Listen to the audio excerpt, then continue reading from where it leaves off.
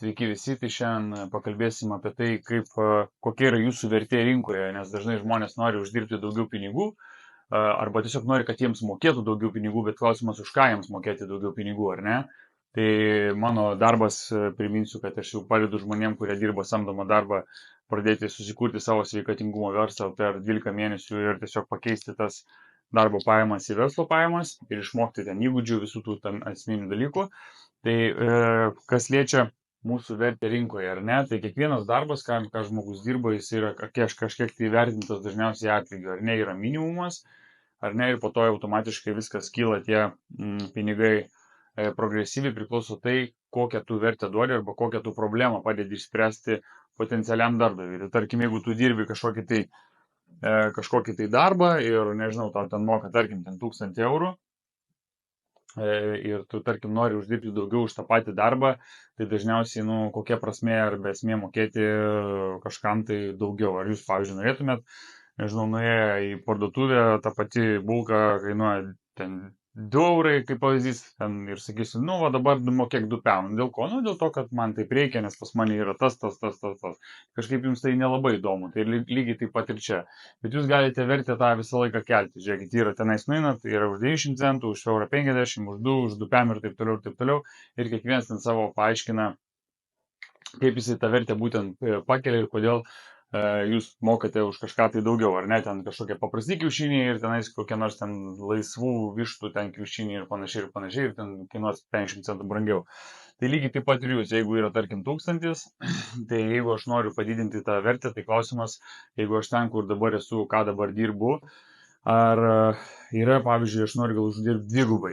Tai ką man reikia daryti? Ar yra žmonių tenais tokių, kurie daro tą patį arba kurie uždirba dvigubai daugiau nei aš? Ką jie daro, kokios jų kompetencijos, kokių jie turi papildomų įgūdžių, specifinių įgūdžių tam, kad jie turi, uždirbo daugiau, tarkim, negu aš.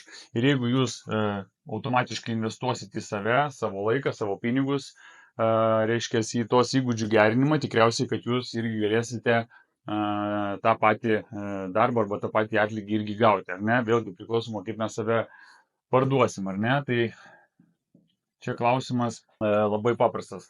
Jeigu yra, tai reiškia, nueinam pas žmogų, paklausim, kodėl jisai čia, kokie specifiniai įgūdžiai. Gal jūs jau ir šiaip matot, kad tai gal žmogus daugiau rizikų prisijėmęs, gal pas jį daugiau atsakomybės, kažkokie tai bruožai būdo ar ne, kurie būtent lemia tai, kad jisai uždirba šiek tiek daugiau negu, tarkim, šitas žmogus, ar ne?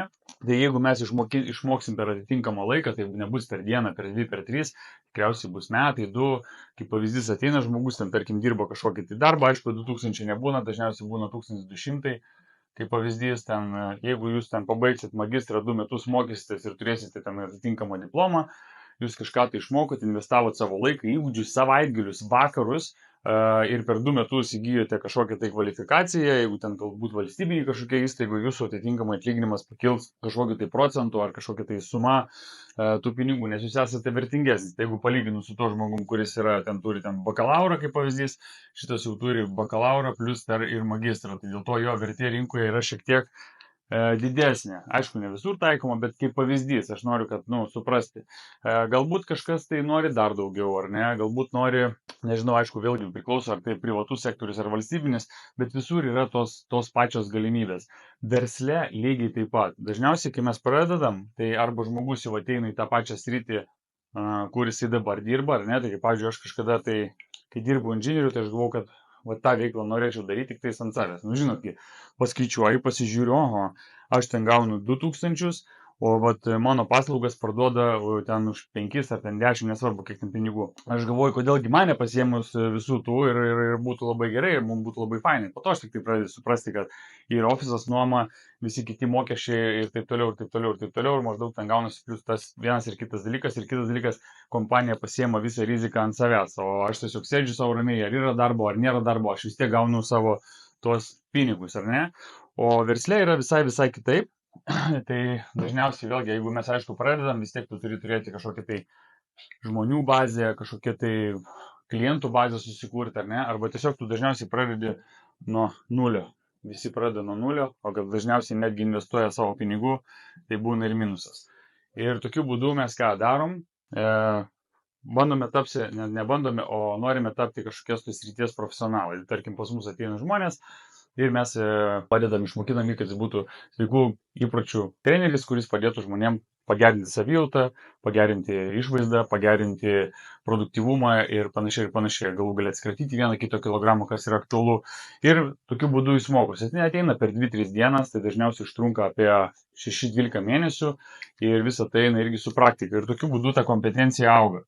Ta kompetencija dažniausiai auga iš ką? Iš žmogus mokosi, ar ne? Nes būna tokie, kurie sako, aš noriu, bet sakau, tau reikia tą pažiūrėti, aš neturiu laiko, man čia tas įtlalala, viskas. Jau, kaip sakant, kabutėse, va šitam nepasisekė. Ir yra kitas, kuris sako, gerai, jis mokosi, ima, daro, eina, daro veiksmus, iš tų veiksmų mokosi, analizuojam kartu, judam pirmin ir tokiu būdu ta kompetencija didėja. Kažkada tai pasiekė 0, po to pradeda pasiekti daugiau, po to pradeda pasiekti dar daugiau, ten kaip pavyzdys 500, 1000, po to po kažkiek tai laiko galbūt jau ir 2000 ir taip toliau. Ir svarbiausia, kad yra tas laiko tarpas, per kurį žmonės užauga, ar ne? Tai faktas yra, kad darbė, jeigu jūs ateinate, tai automatiškai gaunam visą laiką tą patį. Nu, kaip pavyzdys. Čia raudonas tai bus, jeigu tu darbė visą laiką, tarkim, jeigu 1000 uždirbi, visą laiką 1000 ir uždirbi. Ar ne? Nu, kaip pavyzdys. Galbūt daugiau. Versle dažniausiai vėlgi, pažiūrėkit, nuo ko mes pradedam. Nuo čia, kol tu išsilygini 0, tada pliusas, tada dar didesnis pliusas. Šitoje vietoje jau dažniausiai tie, kur dirba darbė, sako, kad šitam žmogui pasisekė. Bet dažniausiai nemato va šito kelio, kuris buvo nueitas. Tas kelias, kuris buvo nueitas, kuris žmogus kūrė savo vertę, vertina, ta prasme, savo idėjas, savo laiką, savo pastangas, savo finansus, mokėsi, klydo, tikriausiai buvo daug buvo tokių nusivylimų, emocinių lūžių ir panašiai, bet tam, kad jisai augtų, darytų, tobulėtų ir pasiektų kažkokį tai laiko tarpą, kad jisai galėtų jau, sakykime, dvigubas tas pajamas padaryti, negu jisai uždirba darbe.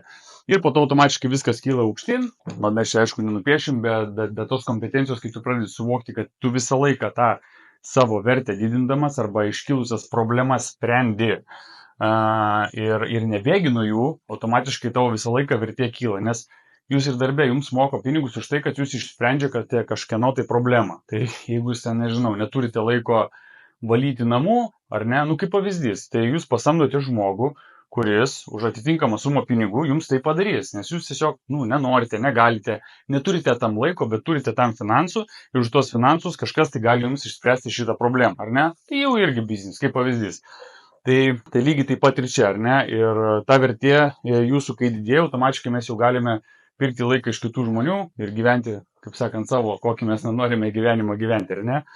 Tai va, ir šitoje vietoje, ką aš visiems vėlgi rekomenduoju, nesvarbu, ką jūs darote, bet nepamirškit, kad niekas už nieką pinigų šiaip savo nemoka. Tai dažniausiai vėlgi kažkokia tai yra vertė. Ir kad tą vertę pakelti, arba pirmas dalykas, kur aš noriu eiti, tai reiškia, jeigu jūs kažkokie profesiniai srity, tai vėlgi kur arba kiek, kas tai uždirba, paimkite receptą to žmogaus, jeigu žmogus tas, o ką jisai daro, pasikalbėkit su juo, galbūt jis jums padės nueiti iki to norimo taško, arba bent jau pasakys, aš dariau taip. Įsivaizduokit, čia kaip namas, tai ar ne? Tai jeigu tu sakysi, aš noriu tokio namo kaip pas tave, ką man daryti? Tai jeigu jūs nueisit pas to žmogus, sakys, gal tu turi projektą, jeigu jis ten geranoriškas, dažniausiai aišku ne, bet jeigu dalinsis, tai sakys, yra mano projektas, va tiek kainavo, va čia išpaimiau medžiagas, va čia buvo tas, va čia tam sumokėjau tiek, meistrai va tokie, ir jisai tau duoda visą receptą. Ir jeigu tu darysi pagal tą visą receptą, ką jisai tu davė, tikriausiai tu turėsi tokį patį rezultatą. Dažniausiai recepto nesilaikom arba improvizuojam, patys kažką tai sugalvojam, viskas yra gerai, bet nenorėkim tokio pačio rezultato ir gale gauti. Tai reiškia, kažkur jau kažkas tai netitiko, jau gaunasi truputėlį ne taip, ar ne? Tai jeigu aš noriu, nežinau, tikslą turiu nuvažiuoti į Klaipėdą ir kažkokia tai konkretus adresas, tai aš ir važiuoju konkrečiai, bet jeigu aš noriu Klaipėdą, tai Klaipėda kaip pavyzdys ar didelė, ar tai Vilnius, ar tai Kaunas, nesvarbu, kas tai bebūtų. Tai lygiai taip pat ir čia. Aiškus tikslas, kur tu nori, klausimas, kaip man čia papulti, ar ne, nueiti pas tą žmogų, kuris jau čia yra, arba paimti iš jo tą visą receptą, praeiti tą visą kelią ir tu atsidursi tenais, kur tu nori būti. Ir viskas. Šitoje vietoje tavo vertės kelimas arba tavo kompetencijos kelimas. Viskas. Nieko ypatingo, nieko stebuklingo. Ar čia bus visokių iššūkių ir taip toliau? 100%. Ir kažkas tai palūš čia, kažkas tai palūš čia, kažkas palūš čia, nes sakys, man ten nesiseka ir taip toliau. Atskiras video yra apie tai padarytas.